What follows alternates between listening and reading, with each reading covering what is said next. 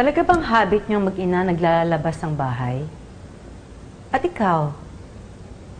Gabing-gabi na, oh. Nasaan nga pala si Jasmine? Tumawag si Gabriel kanina, hinahanap ang anak mo. Wala pa raw sa Leyte. I'm sure hindi siya natuloy. Nagkaroon kasi ng problema eh.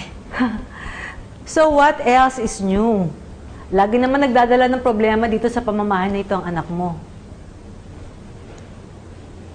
Ano na naman ngayon ang ginawa niya?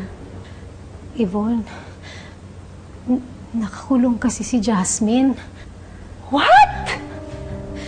Eh, nag-iskandalo kasi siya sa airport.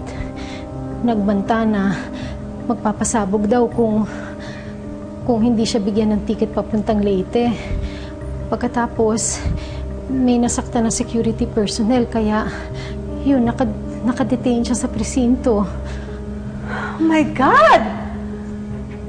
Ano na namang katangahan na pumasok sa pag-iisip ng anak mo, ha? Para gawin ang bagay na yan. Yvonne, please. Tulungan mo na lang si Jasmine. Parang awa mo na. Alam mo, napakalaking kahihiyan ng ginawa niya. Dapat lang siyang makulong. She deserves it. Eh, ginawa lang naman niya yun para makita ang anak mo. Yvonne, ina ka rin katulad ko. Alam ko lahat gagawin mo para kay Gabriel. Ako, gagawin ko lahat para sa anak ko. Kahit ikamatay ko, lahat gagawin ko. Nagmamakaawa ko sa'yo. Nagmamakaawa ko sa'yo, please. Tulungan mo yung anak ko. Lahat gagawin ko. Sabihin mo lang sa akin kung ano gagawin ko. Dahlia! Gagawin ko lang. Dahlia, tumayo ka nga! Please, maawa ka kay Jasmine. Please, tulungan mo anak ko.